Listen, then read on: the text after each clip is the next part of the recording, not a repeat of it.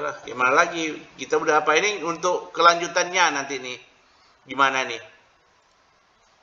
Mungkin nanti coba saya buat dulu WA grupnya, mungkin dari bapaknya di share linknya aja, mungkin nanti biar pas mereka akses langsung masuk gitu. Iya, karena saya untuk di minggu depan, di minggu ini kan udah Tweb 4 udah masuk nih, ya kan? Kita kan Tweb juga nih, Tweb 4. Dijadwalnya kapan? Jangan nanti dibilang pula dipaksain. Enggak, ini nggak terjadwal ini jadwalnya dari UT sendiri. Kan dari tutornya kapan terjadwal. Jadi kita dari tutornya sama mahasiswanya harus bisa mensesuaikan jadwal. Gitu Pak Rida. Tapi kalau misalkan kelas yang lain tuh biasanya ambilnya weekend, Pak. Antara Sabtu sama Minggu sih, Pak. Sabtu Minggu ya. Iya, betul, Pak. Jam berapa Sabtu Minggunya? Kalau untuk hukum perjanjian itu kisaran jam 5-an sih, Pak. Woi, Tapi kalau bertabrakan misal dong. iya, karena kalau misalkan yang hukum perjanjian ini tuh tutornya dari Papua, jadi menyesuaikan jam tutornya gitu. Iya, kalau misalnya kita di hari Sabtu nanti bentrokan dengan mereka, kan nggak mungkin. Kita Iya, putus, ya kita putuskan aja mau hari apa. Hari Minggu bisa, hari Minggu kan nggak hari kerja tuh. Gimana? sepertinya bisa sih, Pak. Hari Minggu, Iya. jam berapa? Itu harus dibicarain lagi sama teman-temannya sih, Pak. Kalau aku mah bisa sih kalau weekend. Weekend ya. Kalau di hari biasa, di hari Senin gitu nggak bisa malam ya? Kalau mau hari kerja mungkin bisa malamnya, Pak. Jam berapa? Biar nggak bentrokan. Kalau di hari Minggu kan nggak mungkin juga kan? Iya, paling jam 19 kayak gini aja, Pak. Malam. Di hari Senin ya untuk tuet keempat ya. Iya. Karena tuet Iya, empat udah betul. terbuka. Biar saya masukkan, biar masuk ke ini, ke dalam apa namanya, dalam sistem. Biar saya masuk hari ini supaya bisa kalian baca gitu Pak Rida. Iya, bisa sih, Pak. Kalau misalkan hari kerja mending malam aja, Pak. Malam aja ya. Karena kalau di hari Sabtu Minggu nanti bentrokan ya sama yang lain kan nggak enak juga bentrokan kan. Iya, betul, Pak. Oke ya Bapak, sekarang kenalkan diri ya. Assalamualaikum warahmatullahi wabarakatuh. Bapak Dr. Haji Muhammad Ali Adnan SH MH MKN. Bapak di sini sama malam ya. Salam sejahtera bagi kita semua. Saya di sini tentang dalam praktek hukum perdata. Hari ini kita mempelajari tentang pembuatan surat kuasa khusus dalam praktek hukum perdata. Ya kan? Di sini kita pendahuluannya kuasa dalam hukum perdata. Definisi kuasa suatu persetujuan di mana seseorang pemberi kuasa memberikan kewenangan kepada orang lain penerima kuasa untuk melakukan suatu urusan atas nama pemberi kuasa. KUA di pasal 1792 KUA Perdata. Ini diambil dari Universitas Indonesia kan bukunya. Yang kedua, alasan penggunaan kuasa dalam praktek hukum, representasi di pengadilan, absensinya, keterbatasan hadir langsung. Yang ketiga, posisi kuasa dalam hubungan hukum perdata dan kewenangan representatif. Di sini kita lihat ada jenis-jenis kuasa ya, dan perbedaan umum dan PS kuasa khusus. Apa kuasa umum? Kuasa umum adalah mencakup pengurusan segala kepentingan pemberi kuasa kecuali yang tidak boleh dikuasakan menurut hukum. Apa itu menurut hukum? Pengurusan segala kepentingan pemberi kuasa. Misalnya dia tidak berkaitan ke pengadilan. Dia kuasa sendiri, misalnya kuasa menjual beli. Itu bisa dibilang kuasa umum. Tetapi di dalam kuasa khusus, namanya special power atau surat kuasa khusus, dikuasakan hanya untuk satu urusan tertentu. Misalkan mengajukan gugatan di pengadilan menyelesaikan sengketa tertentu. Bila di pengadilan perdata sering diwajibkan kuasa khusus agar tindakan kuasa sah. Yaitu perbedaan dari segi lingkup risiko dan tanggung jawab penerima kuasa. Di mana-mana kuasa itu punya risiko ya, tanggung jawabnya masing-masing. Kuasa umum sama kuasa khusus. Udah itu dasar hukum dan teori kuasanya. Kuasa perdata pasal 1792 tentang pemberi kuasa, tinjauan hukum acara perdata HIR dan RBG, peraturan Mahkamah Agung SEMA mengenai surat kuasa khusus dalam perkara perdata. Teori legal dari hukum perwakilan, prinsip bahan tindakan penerima kuasa langsung dianggap tindakan pemberi kuasa, asalkan dalam batas kuasa. Kalau di apa kan harus ada batas kuasanya kan, asalkan dalam batas kuasanya. Keterkaitan dengan prinsip perjanjian kuasa perdata karena pemberi kuasa adalah perjanjian antara kedua belah pihak. Mana mungkin ya perjanjian itu enggak antara kedua belah pihak kan? Ya Pak Dida? Udah itu. Iya betul Pak. Udah itu syarat dan unsur surat kuasa khusus. Syarat pemberi kuasa umum ada kesepakatan antara pemberi dan penerima kuasa. Pemberi kuasa cakap bertindak secara hukum bukan di bawah pengampuan. Tahu di bawah pengampuan. Misalnya dia gila, ya kan? Udah tuh orang tua yang misalnya tidak mampu lagi untuk ngapain, itu dikasih kuasa kepada orang lain, ya kan? Atau anak belum dewasa tanpa wali, itu diambil dari Universitas Indonesia juga. Yang ketiga, objek kuasa harus halal dan tidak bertentangan dengan undang-undang. Apabila yang halal, yang tidak halal tidak boleh lah, ya kan? Yang keempat, bila diperlukan dibuat tertulis atau akta otentik untuk kuasa istimewa. Akta otentik apa? Akta otentik yang dikeluarkan oleh notaris, yang dibuat tertulis. Itu tentang surat kuasa khusus. Yang tadi Bapak bilang tentang jual beli, banyak tentang jual beli, tentang apa lagi, kuasa khusus. Udah itu unsur dalam surat kuasa khusus, identitas lengkap pemberi dan penerima kuasa, pernyataan pemberi kuasa secara jelas dan tegas, uraian tindakan wewenang yang dikuasakan, hak substitusi jika ada, domisili hukum, pilihan kediaman hukum, tanggal, tempat, tanda tangan dan materi. Jika diperlukan cap saksi, saksi, legalisasi dan pengesahan. Di sini yang kemarin yang kita bilang isi dan format surat kuasa khusus. Ya. Apa tuh isi dan format surat kuasa khusus? Struktur umumnya judul. Kita buatlah judul di atas surat kuasa khusus. 2, nomor jika ada. Tapi kalau nomor wajib ada. Nanti waktu kita masukkan surat gugatan harus ada nomor. Yang ketiga, pihak pemberi kuasa. Nama, pekerjaan, alamat, dan kewarganegaraan. 4, pihak penerima kuasa, nama, jabatan, atau profesi, kantor advokat, dan alamat. Yang kelima, ini yang harus kita apa dengan klien. Ya, pernyataan pemberi kuasa khusus. Pernyataannya ya kita tahu nanti berapa untuk kita fee-nya, untuk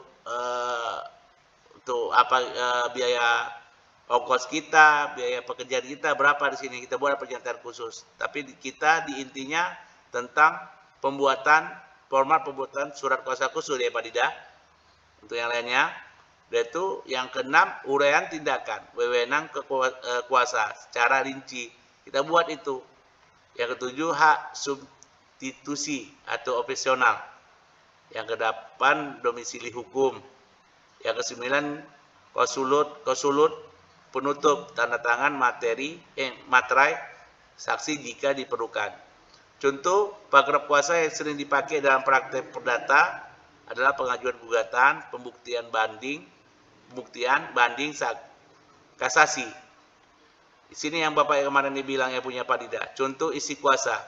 untuk dan atas nama pemberi kuasa mengajukan gugatan, menjawab, menghadiri persidangan, menandatangani seluruh surat-surat permohonan, memeriksa bukti, saksi, dan atau melakukan upaya hukum, banding, dan kasasi. Ini dia bagaimana proses pelaksanaan dan hak substitusi. Setelah dibuat, surat kuasa diserahkan ke penerima kuasa. Yang harus kita kasih lah sama penerima kuasa, nggak mungkin kita pegang. Yang kedua ini penerima kuasa bertindak dalam batas kuasa yang diberikan. Jangan penerima kuasa sudah diberikan kuasa kepada penerima kuasa, pemberi kuasa suka-suka, ya kan, menggunakan surat kuasa khususnya, nggak boleh. Kita yang bolehnya hanya bertindak dalam apa objek yang mau kita kerjakan. Misalnya tentang surat kuasa khusus uang prestasi atau ingkar janji di situ. Di situ kita buatnya. Tidak boleh kita yang lain-lain, ya kan? Nggak boleh. Udah tuh yang ketiga tuh hak substitusinya, apabila penerima kuasa diperbolehkan menuju kuasa lain pengganti. Boleh apabila dia nanti kuasanya meninggal dunia. Kan boleh ya kalau kuasanya meninggal dunia. Nggak mungkin lah dia nggak bisa menuju ke kuasa lain. Atau dia sakit parah. Kan nggak bisa dia. Tiba-tiba dia menaikkan kuasa. Sakit dia. Bagaimana pula itu Farida? Kan harus ada penggantinya. Ya kan? Secara sebagian atau seluruhnya. Asalkan kuasa itu diperbolehkan dalam surat kuasa. Banyak praktek surat kuasa khusus menyertakan hak substitusi. Ditulis di situ, di apanya, di dalam kuasa tersebut, haknya, ya kan? Yang keempat ini tanggung jawab penerima kuasa, bertindak dengan itikat baik dalam batas kuasa, bertanggung jawab terhadap pemberi kuasa. Udah tuh, kapan berakhirnya kuasa? Ya kan? Kapan berakhirnya kuasa? Berakhirnya kuasa dan penarik kuasa, ya kan? Berdasarkan KUA Perdata pasal 1813 dan seterusnya, kuasa berakhir apabila urusan yang dikuasain selesai. Kalau udah selesai, ngapain kita bawa kuasa?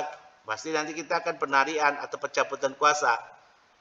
Yang B-nya memberikan kuasa, menarik kuasa. Pemberi kuasa menarik kuasa dengan pemberitahuan cukup bahwa penerima kuasa sudah cukup untuk mengapain surat kuasa khusus itu. Yang tadi yang Bapak bilang, meninggal dunia pemberi dan penerima kuasa, gugur dia kuasa itu. Tidak ada kuasa dikasih ke ahli waris, ya. Ya Pak Dida, nanti bilang orang kuasa bisa Pak untuk dibuat ke ahli waris, nggak bisa. Ini kuasa untuk pemberi dan penerima kuasa yang berada di dalam surat tersebut. Tidak bisa diapain kuasa itu dikasih sama ahli waris, siapapun orang nggak boleh, kecuali ada penggantinya di dalam pemberi, bukan penerima, ya kan? Yang kedua penerima kuasa berada di bawah pengampuan tadi atau pailit, bangkrut dia penerima kuasanya, itu nggak bisa. Penerima kuasa harus dilakukan sedemikian rupa agar pihak ketiga mengetahui bahwa kuasa telah dicabut. Ya harus kita tahu, kasih tahu lah mereka. Kalau nggak gimana? Yang keempat ini risiko surat kuasa yang sudah dipakai sebelum pencabutan. Apabila tindakan sudah dilakukan sebelum penarikan diketahui, harus diketahui oleh pemberinya bahwa ini udah tarik, udah selesai kasusnya. Jangan kita biarin aja udah selesai kuasa itu kita apa-apain.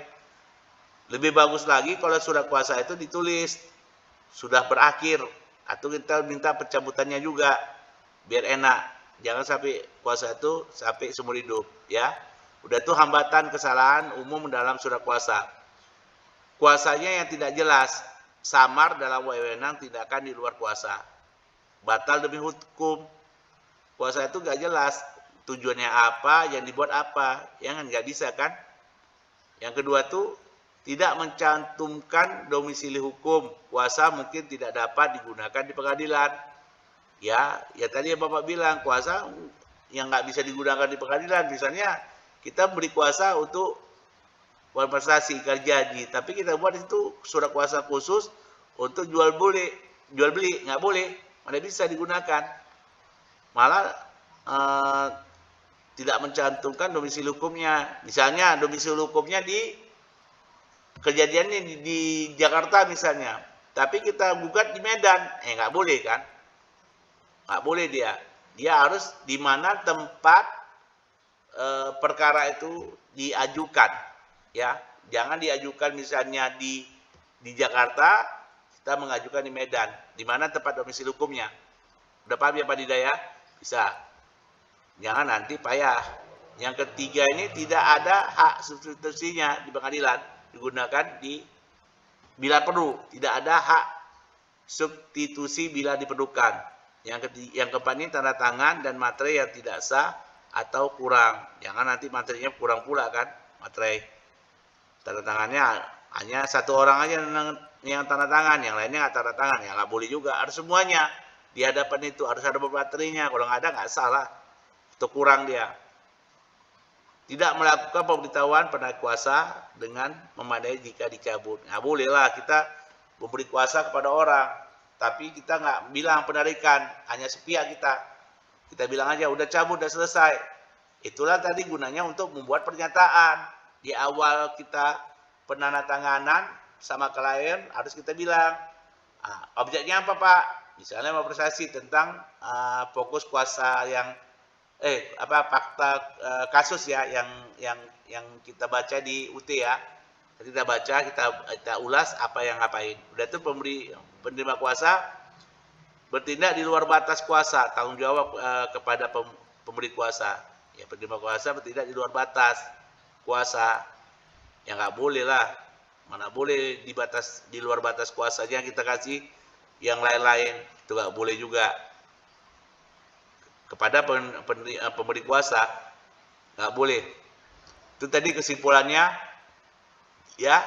Surat kuasa khusus merupakan dokumen hukum penting yang memberikan wewenang kepada seseorang, biasanya advokat, memang biasanya advokat lah, nggak mungkin notaris yang diberi kuasa. Ya, notaris hanya sebagai pembuatan akta, yang tadi akta otentik kan. Jangan kita biasanya kita lari kemana, kita ke advokat ke notaris pula. Ya salah. Di mana tempatnya? Ya, di mana tempatnya? Ada orang yang datang ke kantor notaris, Pak, saya mau buat surat kuasa khusus untuk perkara ini. Malah kita bilang sama kliennya, ya nggak bisa Pak, ini masalah prestasi, ikat janji, itu ranahnya ke advokat. Notaris saya sebagai pembuat surat. Ya Pak Dida.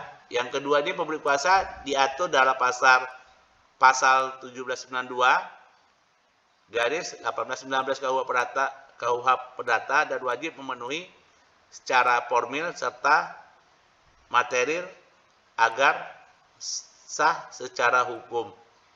Kita harus tahu, jangan nanti buat kuasa nggak sah secara hukum. Gugur namanya, nggak bisa. Udah tuh kuasa umum hanya untuk kepentingan pengurusan umum, sedangkan kuasa khusus terbatas pada tindakan tertentu, misalnya mengajukan gugatan atau melakukan upaya hukum. Yang keempat, unsurnya itu unsur penting dalam surat kuasa khusus meliputi identitas lengkap pemberi dan penerima kuasa. Yang tadi yang Bapak bilang juga yang awal, kita buat kesimpulan pernyataan kuasa secara tegas dan jelas. Kita buatlah pernyataan dulu, baru kita bisa bekerja. Kalau nggak ada surat pernyataan, kita mau tekan kuasa Pak, kita ada tekan pernyataan ke penerima sama pemberi kuasa. Ya, udah dibilangnya Pak, kita buat ini aja Pak, kita buat surat kuasa aja dulu Pak, nanti pernyataan nanti. Oh nggak bisa. Nanti kita akan nggak enak di awal, nggak enak di akhir nanti. Ya Pak Dida. Nanti dibilangnya, ya berapa fee saya, berapa uang saya jalan, uang ini. Kita kan pakai uang jalan untuk gimana ya kan Pak Dida? Nggak bisa di situ. Di awalnya itu kita datang klien, ya kita bikin surat pernyataan dulu. pernyataan kuasa secara tegas dan jelas. Ya, apa kerjaan kita? Kalau misalnya kita menang di dalam kasus ini, berapa fee kita? Berapa untuk kita buat secara jelas dan tegas di situ. Nggak boleh kita main-main. Ya, Pak Dida, wewenang yang diberikan terperinci domisili hukum dan tanda tangan bermaterai. Kuasa dapat berakhir karena urusan selesai, dicabut, atau salah satu pihak meninggal dunia atau pailit tadi kan. Yang keenam, dalam praktek hukum, kesalahan kecil seperti tidak mencantumkan domisili hukum, tanda tangan, tidak sah, atau tidak jelasnya wewenang dalam memberikan surat kuasa menjadi tidak berlaku di pengadilan. Yang nggak berlaku lah di pengadilan. Ya namanya kita beracara dalam praktek hukum perdata. Nah, ya harus jelas di situ apa. Yang ketujuh, oleh karena itu setiap calon praktisi hukum perlu memahami. Kita sebagai calon praktisi hukum atau calon menjadi advokat perlu memahami dengan cermat struktur, isi, serta konsekuensinya hukum dari surat kuasa khusus agar tidak terjadi kesalahan administratif maupun substantif. Ya Pak Dida, nggak boleh. Terima kasih. Di sini ada pertanyaan Pak Dida tentang surat kuasanya. Ada Pak. Tadi kan disebutkan ya kalau misalkan kita mau bikin surat kuasa khusus tuh harus ke kantor hukum gitu kan, ke advokat. Berarti bikin kayak surat kuasa khusus ini tuh nggak bisa dilakuin sama sendiri ya, berarti harus bersama-sama dengan si advokat ini. Ya, harus bersama-sama dengan advokat, nggak bisa sendiri-sendiri lah. Kalau berurusan dengan yang tadi konversasi ikat janji. Yang lainnya ya kita harus sama juga lah. Tentang apa? Banyak. Bukan ikat janji aja. Ya tentang apa tuh? Tentang apa banyak itu? Tentang cerai-mencerai pun bisa juga. Tentang apa? Kan banyak kan? Ya harus sama advokatnya. Nggak mungkin sama orang lain, Pak Dida. Nih Pak Dida kemarin Iya Pak, soalnya kan kemarin tuh yang pas ngerjain tugas pertama tuh lihatnya dari lampiran buku ini, buku paket. Jadi kayak bingung gitu. Soalnya kan sedangkan dari materi Bapak sendiri tuh ada nama jelasnya, terus kayak alamat domisili segala macam gitu. Sedangkan kalau misalkan di lampiran di buku paket ini tuh nggak ada gitu. Jadi berbentuk narasi kayak nama penggugatnya siapa, terus nama kuasa hukumnya siapa, terus yang lainnya gitu. Iya, itulah perlu kita di sini kita pelajari. Seharusnya tadi kan TUE 4 ya kan, TUE 4 ini nanti kita harus kita apain, mana yang ngapain. Memang ya perlu kita tatap muka belajar ini tatap muka kan ini sama juga kalau Zoom meeting juga sama tatap muka juga kan. Apa dalam praktek hukum itu, hukum perdata itu bagaimana caranya? Karena kita harus tahu, kita pahami. Nanti jangan pula kita tidak memahami pula kan. Bahaya pula kita kan nanti kan kalau nggak kita apain, kita akhiri dengan surat itu. Ya Pak Dida? Memang ya iya. di dalam apanya itu ya memang itu ada pemberi, penerima kuasa, ya kan? Gimana lagi? Iya betul. Jadi makanya kan yang kemarin yang saya buat tuh tidak ada kop suratnya karena di contoh pun tidak ada gitu. Jadi makanya saya bingung gitu. Iya, karena bingung itu karena yang kemarin kita buat juga waktu Bapak yang ngapain, kita harus banyak membaca di mana contoh-contoh surat kuasa itu, Pak Dida. Jangan suatu sumber yang lain, sumber satu itu juga, bukan yang lain, sumber yang satu itu juga. Bagusnya kita pakai sumber yang lain. Ya, seharusnya kan harus ada kop surat. Kalau nggak ada kop surat gimana? Pengacara siapa yang nggak pakai kop surat? Jadi akhirnya surat kuasa khusus, bukan surat kuasa khusus jadinya. Surat kuasa umum. Ya kan? Ya harus ada kop surat lah. Kita sebagai advokat, nanti di pengadilan ya kamu siapa pendampingnya, kecuali kita nggak ada pendamping, kita mau bergerak sendiri boleh, ya kan? Boleh. Nanti bukan apa ya, waktu persidangan kita yang apa ditanyakan nama hakim, kita tidak ada pembelaan. Menjadikan advokat kan sudah jadi pembelaan kan Pak Dida? Pembelaan kita kan? Iya betul Pak.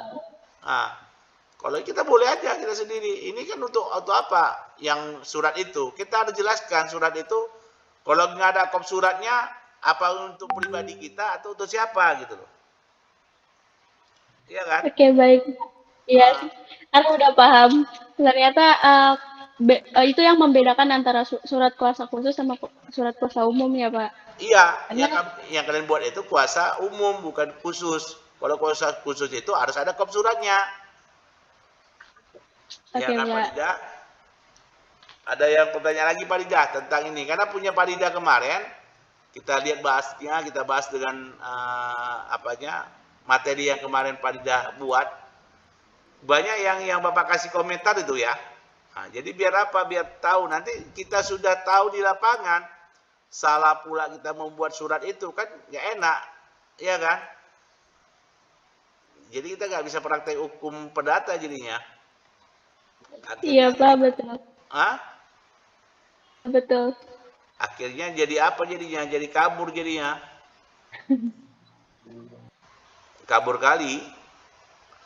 Ini ya di Padida ya, di sesi pertama di web ya, di apa ya, tugas ya Padida ya kan? Nah, Iya betul Pak. kita buat dulu apanya tugas pertama nih ya. Kita baca dengan fakta kasusnya, fakta kasus yang dibuat soal pertanyaan sama universitas terbuka ya. Wan Persasi dalam perjanjian jual beli tanah antara Tuan Andi dan Tuan Budi. Fakta kasusnya pada tanggal 15 Januari 2023. Tuan Andi penggugat dan Tuan Budi tergugat menandatangani perjanjian jual beli. Dia mengadakan perjanjian jual beli dulu ya Pak Dida.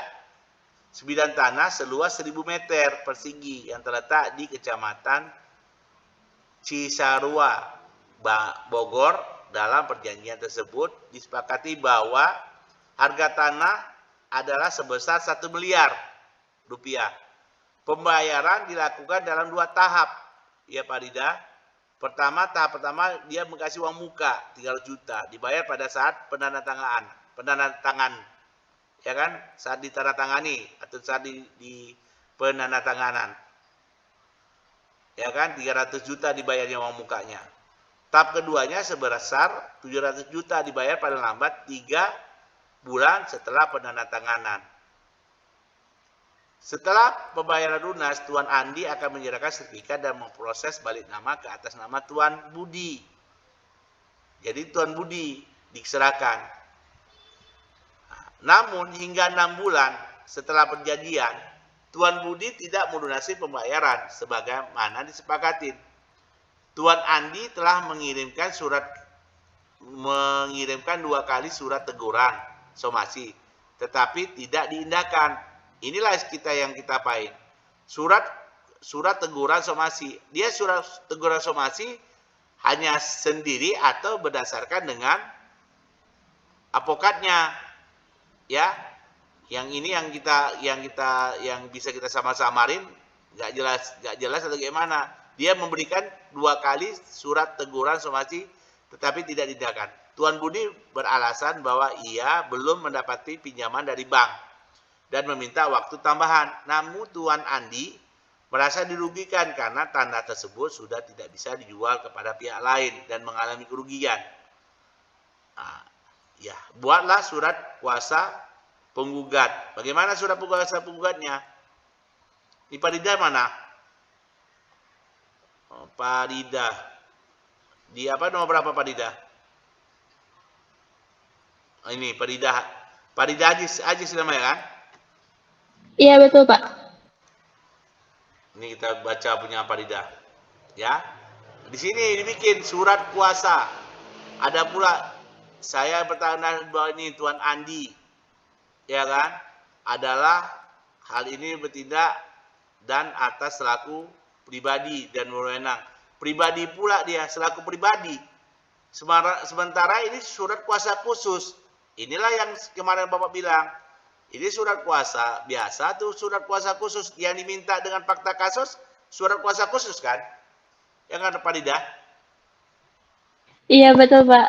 Nah, jadi di sini bikin surat kuasa aja, kayak surat kuasa biasa. Itu yang Bapak bilang, kita harus teliti dengan soalnya, fakta kasusnya. Ya Pak Dida, nah ini dia. Pemberi kuasa dengan ini memberi kuasa kepada Bima, keduanya adalah para advokat. Tetapi dia bikin surat kuasa, nggak ada khususnya. Nah, adalah advokat, apapun adil. Nah, apa itu adil? Berdomisili di Jalan Penjajaran nomor ini. Ada buat apa itu adil? Ya kan Pak Dida? Seharusnya, gimana Pak Dida? Seharusnya bentar Pak, saya buka.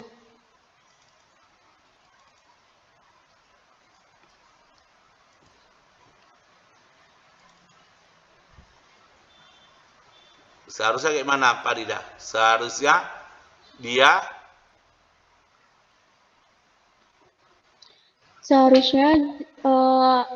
itu tuh ada nomor surat, lampiran, perihalnya tuh apa? Berarti gugatan wan prestasi atau cedera janji. Terus yang bertanda tangan di bawah ini nama, pekerjaan, alamat. Itu tuh Tuan Andi, pekerjaannya. Kalau saya di wira swasta, alamatnya di Jalan Dedaunan gitu lah. Kemudian selanjutnya disebut sebagai pemberi kuasa gitu. iya, Kemudian dengan ini memberikan kuasa khusus kepada gitu. Baru nama advokatnya.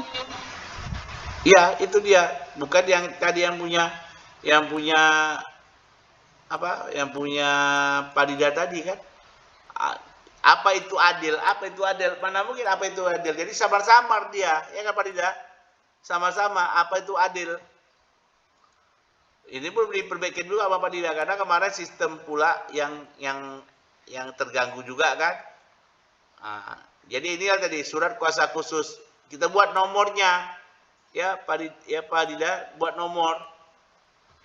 Kita buatlah nomornya misalnya 01 garis ADP garis BGR garis dia tahu berapa di Januari ya garis 1 2025 garis dibuatlah nomornya. Kalau nggak ada nomor gimana nanti? Kan nggak bisa juga kalau nggak ada nomor kan? Iya betul Pak, karena ini instansi resmi yang mengeluarkan. Iya, resmi udah ada aturannya yang dibuat oleh pengadilannya, bukan kita yang buat-buat. Kalau yang kita buat-buat, yang enak aja. Ini kita yang buat-buat jadinya surat kuasa itu. Ya kan Pak Dida, nggak bisa. Dan ada surat kuasa yang tidak diterima juga sama apanya, sama orangnya. Banyak yang surat kuasa yang Bapak lihat, banyak yang masih tentang itu, tentang yang adil, yang apa, dia itu apa? Ya kita buatlah nanti yang kayak tadi yang di PPT itu kan, ada dia dibikinnya untuk di atas nama pemberi kuasa mengajukan gugatan, menjawab menghadiri persidangan, menandatangani seluruh surat-surat permohonan. Dia yang menandatangani, bukan kliennya lagi, bukan pemberi kuasa, ya kliennya, tapi penerima kuasa. Membuat permohonan surat, memeriksa bukti, saksi, dan atau melakukan upaya hukum. Kalau dia minta banding atau kasasi, nah, itu dia. Di situ harus kita buat di dalam surat itu. Sementara punya Pak Dida nggak ada, ya kan? Punya Pak Dida nggak ada kan? Nggak ada Pak. Nah itu, jadi harus dibilang di situ. Jangan nanti kita kayak bilang pula sama mereka bilang untuk apa? Jadi itu istilahnya harus kita pahami isi fakta kasus itu tadi Pak Dida. Banyak yang orang nggak paham buat surat kuasa apa? Ya kan? Ya tadi yang Bapak bilang kuasa khusus dan kuasa umum. Jadi yang punya kamu ini kuasa umum, bukan kuasa khusus. Tapi di bawahnya bikin khusus pula itu, khusus untuk menjadi kuasa hukum kami menyatakan ini yang punya Pak Dida nih kan? Iya betul Pak. menyatakan hak-hak kami serta memperjuangkan kepentingan kami menurut hukum dalam perkara perdata katanya. Sebagai penasihat hukum kan. Itu bukan surat kuasa jadinya. Kita harus jelas, jangan samar-samar surat kuasa itu. Kan bisa dipahami Pak Dida ya. Karena nanti suatu saat nanti Pak Dida menjadi advokat, ya Amin. kan, membuat surat kuasa kayak gini, jadi samar jadinya, tidak berlaku, batal demi hukum. Pengadilan pun bilang ini kuasa apa ini, Ibu Farida misalnya, Mbak Farida katanya kan. Dari sinilah kita untuk bisa untuk diskusi, untuk memahami apa itu surat kuasa khusus dan surat kuasa umum. Banyak yang surat kuasa khusus itu yang kita lihat apa yang diminta kliennya. Jangan suka kita. Banyak yang surat-surat kuasa itu. Dari apa? Dari UT kemarin, dari pelajaran UT ada di situ surat kuasa khusus. Pak Dida. Ada Pak, tapi contohnya tuh sama kayak yang saya buat di tugas satu kemarin. Jadi atas nama pribadi gitu. Atas nama pribadi dia. Iya betul. Dia atas nama pribadi itu surat kuasa khusus, surat kuasa umum. Yang diminta di apanya surat kuasa khusus kan? Diminta fakta kasus. Iya Pak. Bukan surat kuasa umum kan di faktanya. Nanti kita bisa bilang, ini kan Pak, waktu fakta pembicaraannya tentang kuasa khusus, bukan kuasanya. Ini dia surat kuasa khusus nih.